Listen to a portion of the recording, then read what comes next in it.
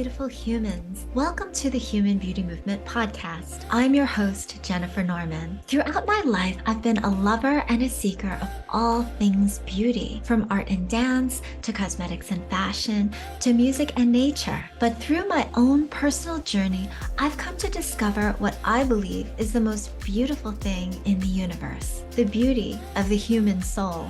On this podcast, I sit down with beautiful humans from all corners of the globe and all walks of life to learn how they are living their own unique soul beauty out loud. You'll hear from game changers, rebels with great causes, sages, odds beaters, and valiant warriors who fall down 7 times and get up 8. This is the podcast where abundant energy flows and supreme wisdom is bestowed. Get ready to enjoy the inspiration. Hello, beautiful humans. Today, we're going to talk about life beyond beauty. My guest today is Dr. Lycka. Dr. Lycka has been acknowledged as one of the leading cosmetic dermatologists in the world for 3 decades. A pioneer in his field, he is an inventor, author of 17 books, and over 30 academic papers. For many years, he hosted Inside Cosmetic Surgery Today, a top internet radio show, but that all changed. And that's why I have him here to talk with you. Welcome, Dr. Lycka. Well, welcome. Geez, I'm so glad to be here, Jennifer. It's so much fun. Yes, I'm delighted to have you here so you can share your story. So let's dial it back. You spent a lot of years as a cosmetic dermatologist. Can you share a little bit of what that was like? You know, cosmetic dermatology was probably one of the best things that I could ever do. You know, I had the chance of making beautiful people even more beautiful, helping to bring out the insides of them and make them shine to the world. So it was really a calling that I had. And the beautiful thing, I was there at the start of the many of the things that we're doing. You know,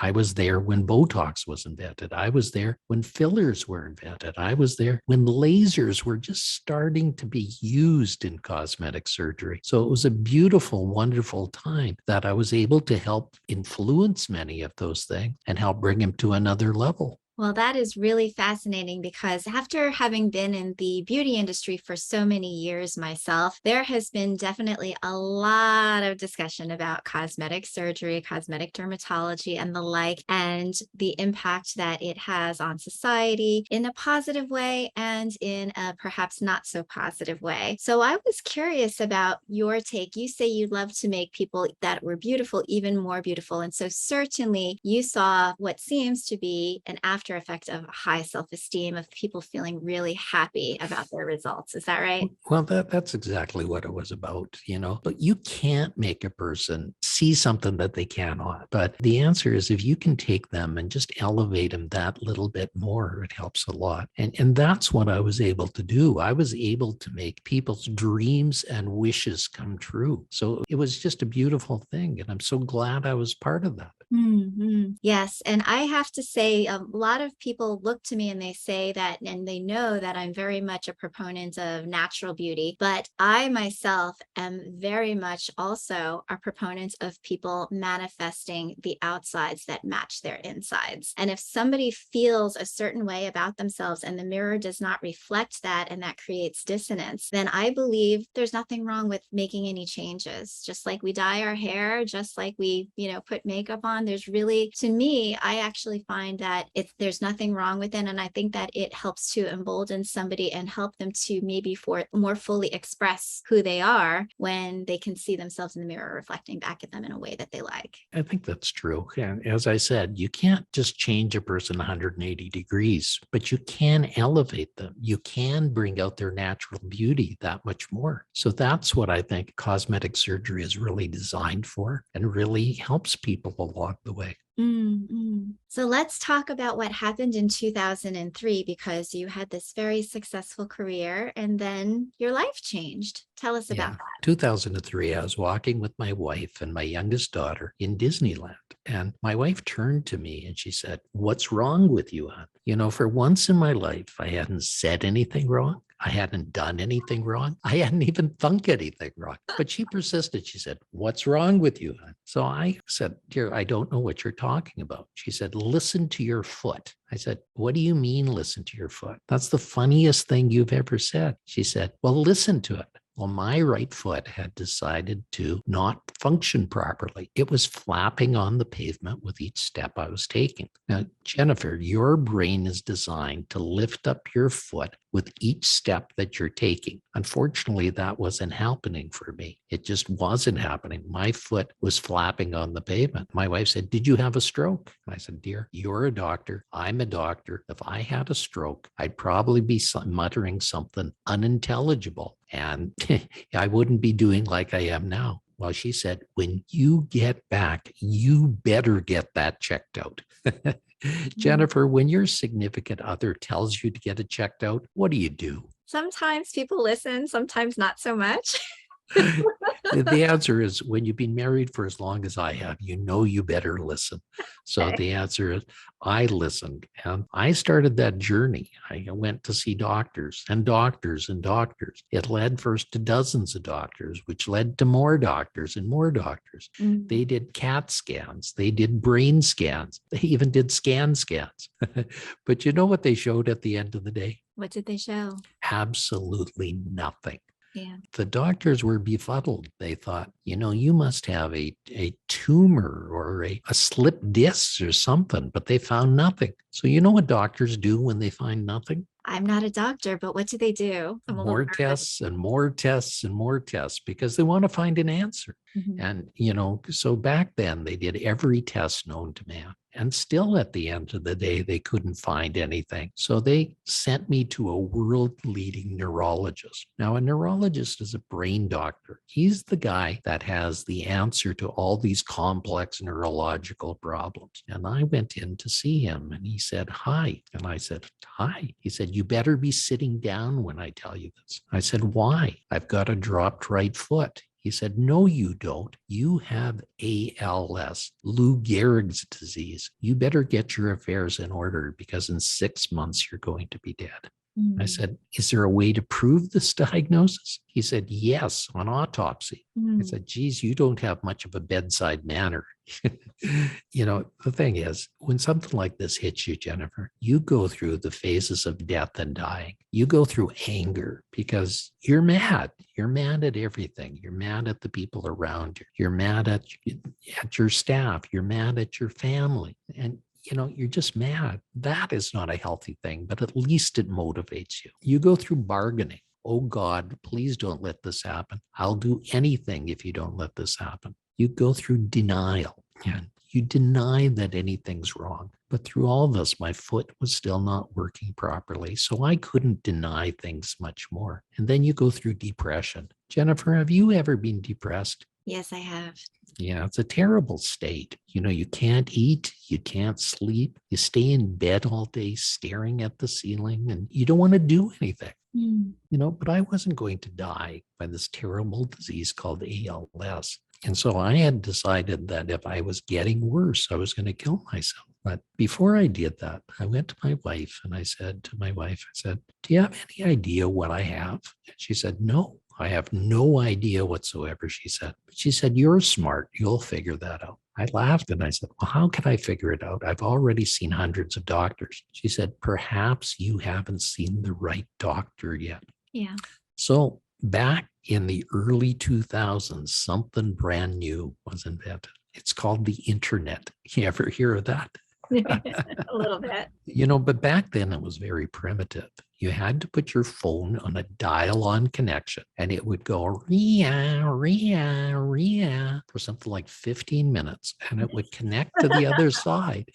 You would get some answers. But the internet was just like now. It was just like the best resources in the world, but it was full of garbage cans, and it was impossible to find the garbage cans from the good resources. But fortunately, I had people around me that could guide me. So we searched the web, we surfed the web, and we found a doctor in Colorado Springs, Colorado, by the name of David Martz. And David was fascinating because he had a disease very much like mine, but he got worse much more rapidly. And he was on his deathbed within weeks of having this diagnosis. Wow. What happened next is doctors from around the world were coming to say goodbye to David. And a doctor came up from Texas to say goodbye to David. His name was Dr. Harvey. And he looked at David and said, "I don't think you have ALS. I don't think you have Lou Gehrig's disease." David said, what do I have? He says, I think you've been bitten by a tick and you have a disease called chronic Lyme's disease. And this disease mimics ALS, he said. And he said, if I'm right, I can start you on treatment and you will rapidly get better. Well, David said, what do I have to lose? I'm dying. So he started him on treatment. And within weeks, he was back to his usual self. Wow. So I knew I had to get in touch with David. So I phoned every hospital in Colorado Springs, Colorado, and I got in touch with the Methodist Hospital. And we talked for hours. And he invited me to come down to Colorado Springs, which I did. And he started me on treatment. And he said the magic words, I think history is repeating itself. I think I can make you better just like I did. And because of him, I was able to stay at my status as a top cosmetic surgeon until 2019, when I walked away to help people in more ways, to help people in their headspace, to help people do the things they want to do. And I did that in 2019. I published a best-selling book in 2020 called The Secrets to Living a Fantastic Life. And it became a podcast, which became a syndicated radio show, which now has 3 million listeners a month. So it's been an amazing journey I've been at. But all of this started with getting treated. And then it started with giving back. And deciding to give back to people, because I think that is one of the greatest things that you can do. If you go through a storm like I did and come through on the other side, I think it's very important to realize that every day you're given is just a gift. And that gift is one of the most important things. So you should try and make that gift so important for people that they will do well and prosper just like I've done. That's beautiful. Thank you so much for sharing all of that, Dr. Lycka. It reminds me of the time when I was still working as a VP at a beauty company. I had a young son at home. He was 2 years old at the time, and he started to show signs of spasticity, which pretty much caused him over a very rapid time to degrade. And he was at Children's Hospital Los Angeles for 4 months, fell into a coma, didn't know what was wrong with him, and then ultimately he got a diagnosis back of mitochondrial disease, which is a global energy deficiency at the cellular level. And we were also given the same sort of talk from the doctors there that said, you have a decision to make, and he was intubated at the time. So we were keeping him on life support. And we decided to hold on for hope. There wasn't very much known about very rare genetic diseases back then. It was before gene sequencing and 23andMe were very popularized. And we decided to hold on for hope. And this year he celebrated his 16th birthday. He's an absolute fighter. He's severely disabled. However, we believe that with the love that he's been given over the course of years, his quality of life is probably a lot better than a lot of other children because he knows that he's loved. And the fact of the matter is that we treat every day like a gift. He's living on life support. He's on a ventilator 24/7. He's non-mobile and non-verbal, yet he is such a strong spiritual teacher to not only me, but to so many people around us. He is the reason why I believe that I live a fantastic life and why I want to share my gifts too and have people on my podcast just like you. Well, I think that's important. And, we do not know all the answers to all the things at any given time. Yeah. And any doctor that says he does is wrong. When I was told I had ALS, it's because the doctor, that's all he knew. He didn't know all the other things. The problem is there's a lot more that we don't know than what we know. And your son is living proof of that there's so much that we will learn. And there's so much more that's going to come out in the next couple of years. As we found some of these cures for COVID and so on, the very technology that has helped to cure that can be used in many other diseases as well. So the answer is we're just at the start of a new frontier and a whole new way of doing things. And we haven't even scratched the surface yet. It's so true. And boy, has he had a bevy of neurologists. And it always had surprised me. And I was grateful to meet the ones that were humble enough to say, there's still so much that we don't know. The ones that said, well, this is the way that it is, and that's the way that it's going to be, that you're going to move on and probably find a different neurologist. Well, it's true. And I'm always humbled by what we don't know.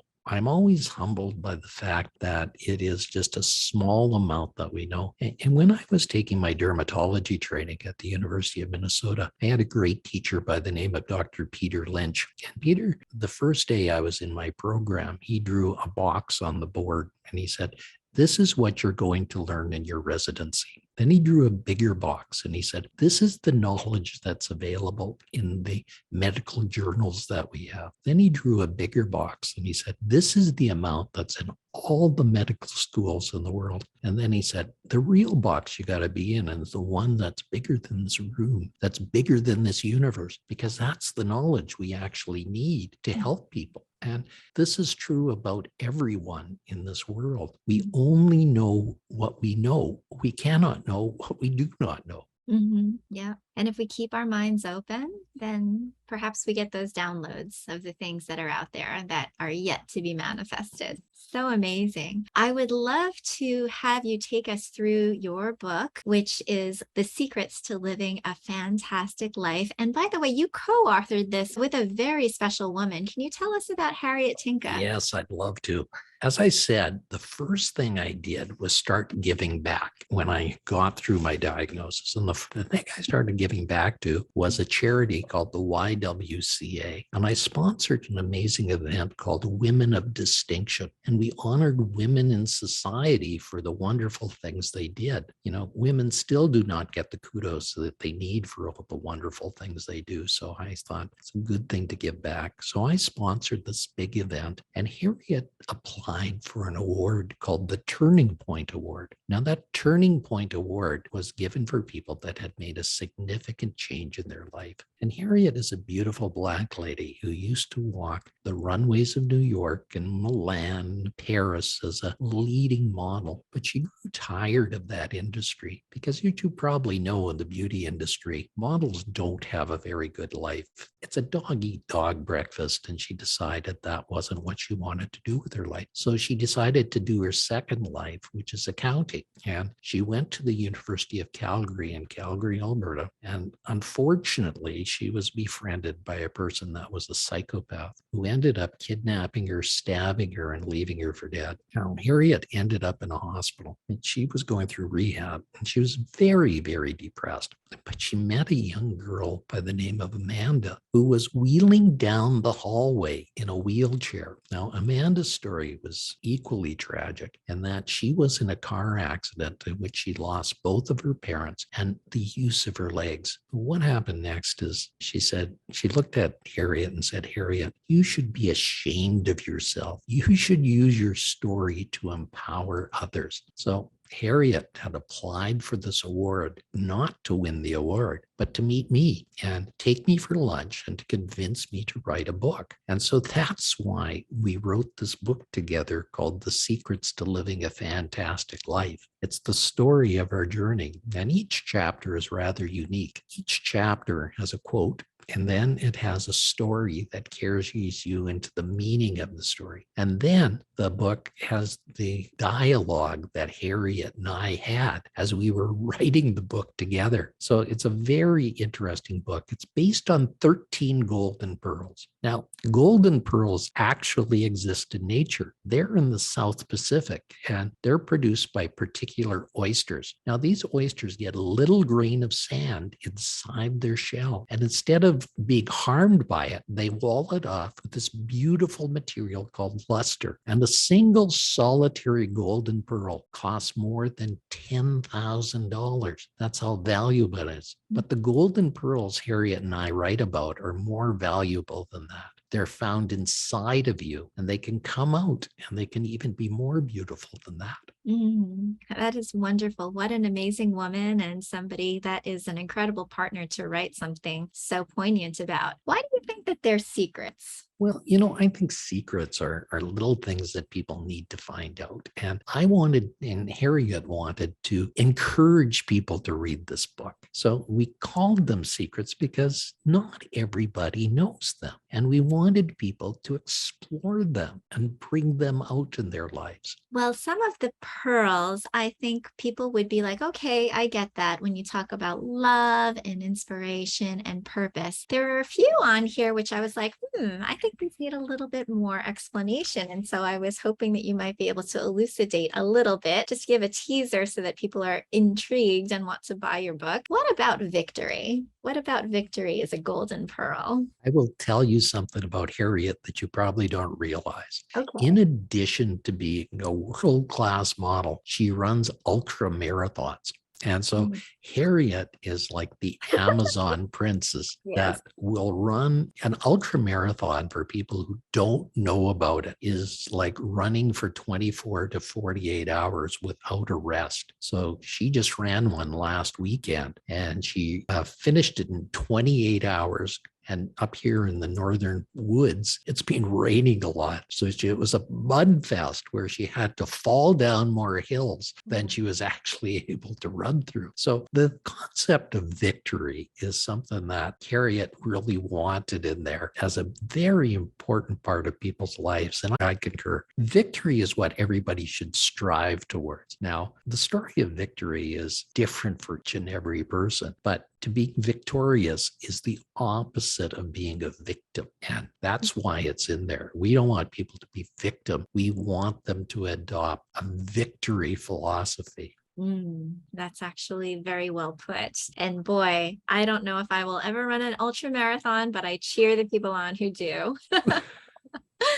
What about non-negotiables? I saw that on the list. Non-negotiables are very, very important things because they're the guideposts that you steer your boat through all the time. You have to have non-negotiables in your life because exactly by their nature, they're non-negotiable. You use those in situations where you have question whether you do A or B, and the non-negotiable really makes it so that you choose the right path and keeps you on the right path.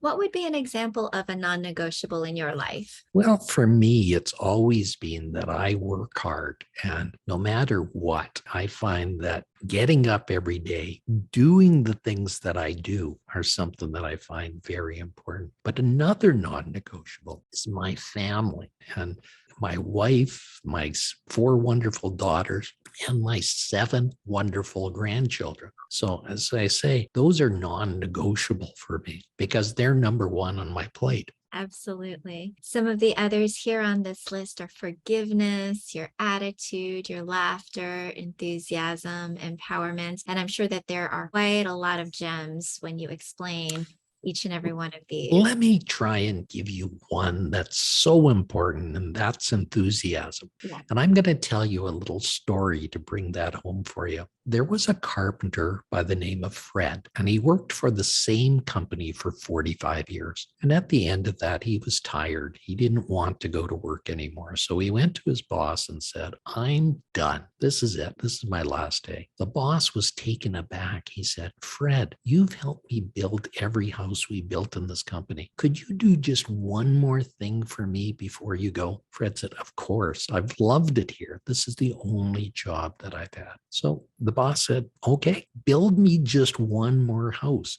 Only you can do it. You're my master carpenter." So Fred said, "Okay." And he did it, but he did it begrudgingly. For the first time in his life, he produced shoddy workmanship. He barely got the job done. But a miracle happened when it was done, and it passed inspection. So he went back to the boss and said, "Okay, here's the keys to the last house. I'm done." The boss says, "Hold it, Fred. We're going to have a big party." So he called everybody into the office. They popped the champagne. They had the caviar. They had a big party. And then he said, he gathered everybody around and he said, "Everybody, this is Fred's last day. I am so sad, but he's going to be so happy." And he said, "Fred, I've got a gift for you. It's a parting gift. Here's the keys to the last house you ever built. May you live in it with all the enthusiasm you've shown me all Now, can you picture the difference if he had done his usual workmanship? Now, that's just to show you, Jennifer, that enthusiasm is not a Monday thing.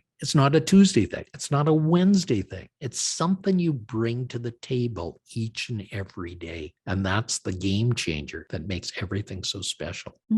That's a great story. I actually was listening to an interview with Deepak Chopra, and I didn't realize that enthusiasm, the word itself, means antheos, which is in God. And so if you have the purpose or the intention of God flowing through you, then you're eager for life. You're eager for what's next. And so I thought that that was a really fascinating twist on what I had always known enthusiasm to otherwise be. And another one of our golden pearls is inspiration. And Yeah. inspiration is similar. It means from the spirit. Mhm. So again, a very important concept that people should realize that these are deeper principles than what is just in the book.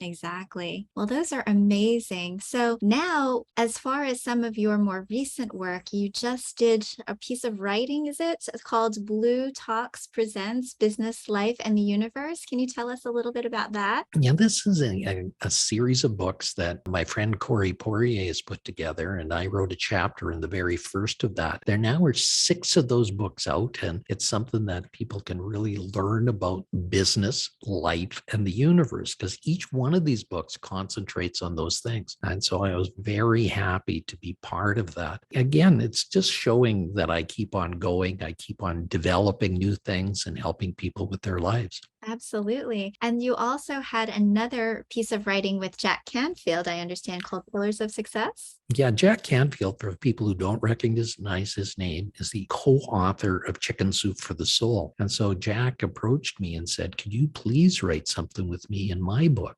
Pillars of Success? So when that opportunity presented itself, I was so happy. And as a result, it became a best-selling book. And I won a major award for that called the Quilly Award, which is equivalent to an Academy Award for best-selling authors. Well, congratulations to you for that. Well, it was, again, a thrilling time to walk the red carpet in Los Angeles and be able to share that with my co-author. So another wonderful thing in my life. So again, it was a very fun time. But it doesn't stop there. I have my syndicated radio show, and I've been asked to do a television show as well. And so it's going to be very exciting in the next couple of years as my television show comes on. And they've even asked me to do my own station so that we can even bring more of these wonderful things to people over the next couple of years. It's really wonderful to be able to see positive content out there, because there's so much of the contrary that is filling the minds of people all over the world. And so that was one of the reasons why I wanted the human beauty movement to really be all about inspiring people to that radical self-love and radical self-acceptance. Because I think that when you don't talk about it enough, or when you don't see it enough, then people don't recognize that it really exists. And it's important for people to be able to see that there is so much good in the world. There are so many wonderful people that are cheering for you and that want you to succeed and want you to thrive. Well, I learned a very interesting statistic the other day that 40% of Americans do not watch the news anymore because of the negative news that's out there all the time. I'm one of Now, them. And so that number is growing. And in some countries, it's even more than that. So it's just showing that everybody's sick and tired of the negative news that goes on day in and day out. The other day, my wife and I were watching, and there were 14 negative stories all in a row.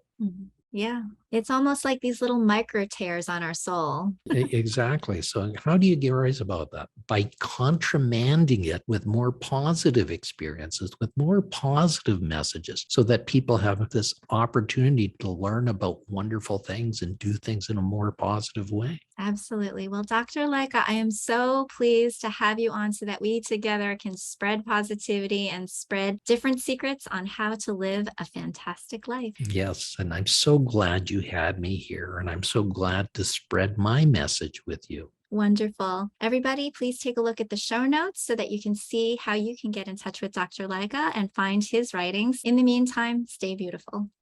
Thank you for listening to the Human Beauty Movement podcast. Be sure to follow, rate, and review us wherever you stream podcasts. The Human Beauty Movement is a community-based platform that cultivates the beauty of humankind. Check out our workshops, find us on social media, and share our inspiration with all the beautiful humans in your life. Learn more at thehumanbeautymovement.com. Thank you so much for being a beautiful human.